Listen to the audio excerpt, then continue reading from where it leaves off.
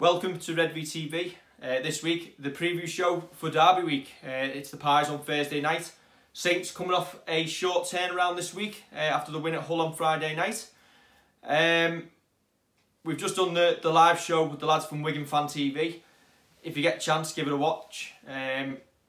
Just in case the Wigan fans start crying after we finished off with them because they didn't seem too confident. Whereas we are quietly confident that we'll come away from Wigan on Thursday with a result. Are we? Are we ever confident coming away from Wigan with a result?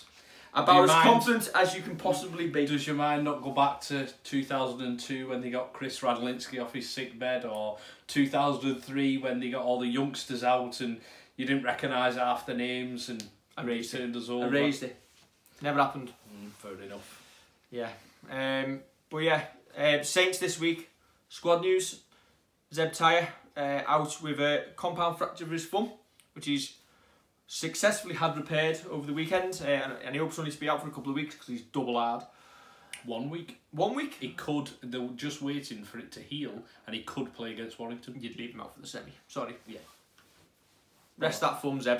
Rest that thumb. That's from Justin Holbrook today. But yeah, should we be confident going into Thursday? We probably should, and I think if this was Widnes, Huddersfield, Wakefield, don't know, even like a Leeds, you'd be confident. A bit like we were when we went over to the thing is, we're playing a Wigan side who do something that even Widnes wouldn't do, and that's sign players based on a raffle. They've got one on Thursday night going straight in at centre. Tom Hanks. Somebody. Is it Chris Hankinson? Chris Hankinson, is that his name? Yeah. Well done, Chris. What was second prize? Side photo of Chris Hankinson.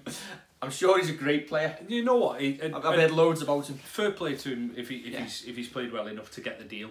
But is it one of them that it's almost like it's just a gamble? It's an 18-month contract. It's a cheap gamble that Wigan can afford to make, and they need the bodies at the minute. It's hardly a name that you're going to be, like, I don't know, throwing about, but you look back to days when we hope. Do you know what? If Chris Hankinson scores a hat-trick on Thursday night, this is the last ever show.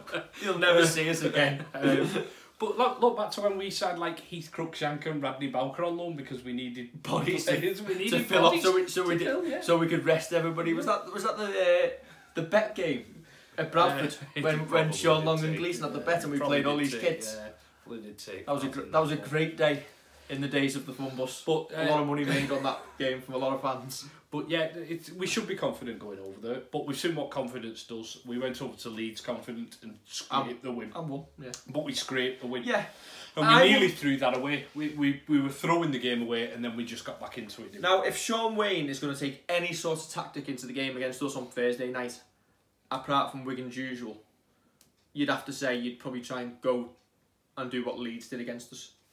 Kick long, deep, into touch often, and try and make us work our way away from our own try line. Yeah, that's it. We've got a really quick back five, haven't we? So any broken play, I know they've got the wingers are speedsters, but because of having Barber, Makinson, Swift, Grace, and Percival, who you'd imagine would make up the back five again, if they get any type of open space, they're going to make good meters. So they've got to find a way of stopping that, and whether it is more high bombs to get bodies actually in and challenging for the ball, or, as you say, kicking to touch and trying to put it dead and forming the scrum. Well, I would imagine we'll see something similar to them lines. Ryan Morgan. Now, he played first game of the year, suffered a concussion, and then struggled to get his place back for a while. Got back in, has done really well, not made any errors, nothing to make you think he should be dropped. He's played well, he's gone well in the side. Let's be honest, there's no Saints player this season who's played poorly, but again he's suffered another concussion. Adam Swift's come in the last 2 games and had fantastic performances, so when Tommy Makinson's come back in, he's come in at centre. Yeah. Can Ryan Morgan count himself really unlucky? Very. I can't see him getting back in this week. I think he is really unlucky. I think he's unlucky for the fact that it's difficult. Makinson's never going to be dropped. No. Because he's our #1 winger. And then he can also play centre.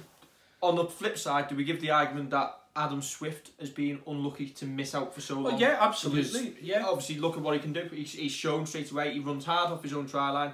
He made another couple of good breaks against Hull at the weekend. He's scored again. He seems to be a lot safer under the high bomb than maybe he was in his career.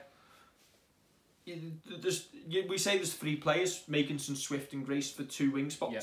But then if you've got a winger who can fill in at centre like Makinson can, and it gives you that pace in the back line, yeah, that is massive, massive options for Justin Holbrook. It is. You just hope that Makinson's centre play is, and people will probably start going, what's he on about it? Is as good as Morgan's, as in being able to give his winger the ball at the right times.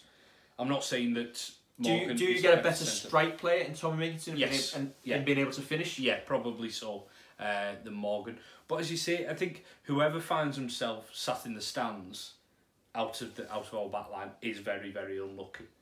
I mean, you're not going to drop Makinson, you're not going to drop Barber, you're not going to drop Percival. So really, it's Swift, Grace and Morgan who are fighting for position. Yeah.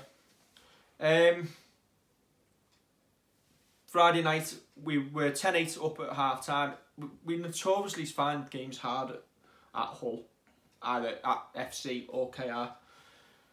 We went 18-10 down straight after half-time. A couple of uncharacteristic errors, defensive lapses you could call them. And we were punished both times, has to be said. Apart from that, we were pretty much unblemished. Many of Saints' side would have capitulated. Yeah. This side didn't. How much heart does that give you? Oh, loads, yeah.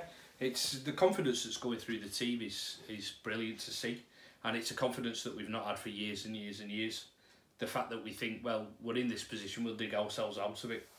We might have made a mistake. I mean, a couple of times Regan Grace did leave his post trying to get the big hit in or the intercept, but that through training. Yeah, it only struck me afterwards because Grace and Swift used to Grace. In this game, Grace and Louis both did it. Yeah.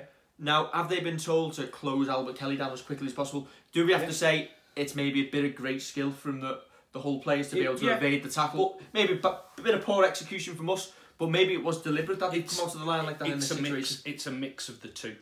You've been given an instruction and they've not been able to execute that instruction 100%. And that couple of percent that they've missed it by has led to tries. Yeah. So, yeah, it's one of those, as I say, people are unlucky to find themselves out, but the team can dig themselves out of holes like that, and it is great to see. Now, we've said it on the terrace a few times in recent weeks and recent games. John Wilkin. Yeah. He's been, let's be honest, he's been the whipping boy for Saints fans for the last couple of years now. Yeah. But it has to be said, the last couple of weeks, when he goes off the pitch, our performance drops like it quite often does when James Roby's not on the pitch. We went 18-10 down with Wilkin off the field. We brought him back on, and all of a sudden, the ship was steadied. We are, at this moment in time, whether the haters or the people who don't like John Wilkin like it or not, we are a much, much better team with John Wilkin in it. Yeah, absolutely.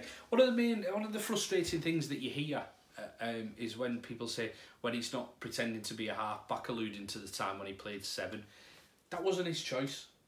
He offered to do it because there was no one else to do it. And people can say, well, there were young lads who could have come into the team. If they're not ready, then it completely ruins the career. If they're not ready and the confidence gets shot, the career just goes and they don't really come back from it. So he's put his hand up and had done what he thought was right for the team, and the coach, more importantly, has put him in there because he thought it was right for the team. But now, you're right, he still is a pivot for us, and sometimes he does get involved at first receiver, which I don't like to see. I think your halfback should be getting the hands on the ball first. But that's, for me, that's the halfbacks in the team. Yeah. The confidence for a Danny Richardson to move and I think, players out the way. I think we're getting that now. You only see how Lomax has blossomed, especially over the past couple of months. Lomax has become a lot more influential. His try on Friday where he threw them couple of dummies and went over. And do you know what? With Johnny Lomax, if we didn't have Ben Barber, we'd be putting Lomax into the Man of Steel discussion. Yeah. He's been that good. Yeah. And he's flying under the radar because we've got Ben Barber. And Ben Barber's, he's been alright. He's still contributing. He's not given us any wow performances over the last 6 weeks, I'd say. But it's always there within him to be able to do. Is it a case of teams closing him down more and potentially giving our half-backs more room to work? Yeah, I think sometimes that's what happens. They'll have scouted him, they'll have watched the videos, they'll have seen ways to stop him, but then taking their eyes off the ball with other players.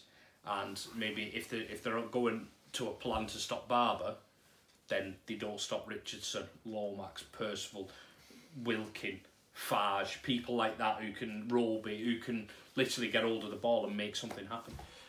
Now let's talk Wigan. Now we've looked at the comments on the live video, and there's a lot of Wigan fans saying, man for man, Wigan are as good as Saints. Where? Who would you take out of that Wigan side at this moment in time who would displace a Saints player? Sean O'Loughlin. Yeah. I'd have Sean O'Loughlin in the team. Purely because the man's a winner. Yeah. Yeah, no issue with that one. And a leader. And I'd probably take one of the wingers, but I'm not sure which. I don't really keep up with Wigan too much, I'm not going to lie to you. So Davies or Marshall, whichever one's a top try scorer, is out to them two. Just because they're quick, they know the way to the line, they're bigger than Grace as well. And I know being a winger isn't all about size, but they probably come in on that side because you'd say your first choice winger on the other side's making some. Liam Farrell, or has he just gone off the boil this year? He'd get a bench spot. I think he'd get a bench spot as a second row. And he stops giving penalties away, yeah. If he works hard. Anyone else? No. No. Not for me. Not at the minute, anyway. And that shows the gulf in class between a team who are top of the table and the team who are second, which probably says how well we're going at this moment in time. I suppose if you were playing an extra 9 off the bench, you might go with Tommy Lulawai's experience. Yeah, possibly. But again, that's you're kind of picking your 18th, 19th man, not your 17th. And we all know Wigan's 18th man is. Yeah, the fans. Okay, predictions for Thursday night then. Well, I've seen Wigan's 19-man squad, and I'm still to be convinced that Williams or Loughlin and the likes won't make an appearance. We're entering the next raffle. Yeah, I think it'll be a tight game. I do think it'll be tight. I'm still haunted by them games of the early 2000s. I think Saints will nick it by a score. Yeah. It's hard to be confident going into these games, and I'm going to use what I said before. If we can get off to a good start, get in our faces, get that first try, Saints' heads might go down for a little bit, and then by the time we work our way back into the game, it might be only finish like 42-6 to Saints. So I think we'll win. I think we'll win convincingly, and it'll be a statement. And then we'll get beat against Warrington next week. But that's it. But yeah, my issue is I can just see the physios seemingly make players rise like Lazarus. Yeah. And to paraphrase Alex Ferguson, if a Wiganer tells me it's a pie on a plate, then I'm going to check under the gravy to make sure, because they are masters of the smokescreen. Yeah. Obviously, it won't be Saints' last game against Wigan this season. We'll play them again in the Super 8, so a chance to inflict more misery upon them. So yeah, I can't see us losing. Please don't lose. And Tom Hanks, please don't score a hat-trick. I'll tell you who will score. Joe flipping Greenwood. Anytime try scorer. I'm backing it. He can score Wigan 6. Okay. He can convert kick it as well. Yeah. In front of the Saints fans when we're 42-0 up. Right, don't forget to like, share and subscribe. You can join us. I'll be on Wish FM commentary on Thursday night alongside Chris Price from Saints' point of view. Joe Mills will be joined by Bilko, who is coming back to offer the Wigan fans' perspective. Amazingly, I saw a comment on our Redvee Twitter, and I was looking on the Saints highlights, that the second commentator for Saints at Hull was a Saints fan biased? No. Never. That is what I am on commentary for, to offer a Saints fans' perspective. Not from the expert analysis. Well, I know that. Right, we will see you Thursday night for an instant fan reaction on Redvee TV. And hopefully we'll be as joyous as we were on Good Friday. See you soon.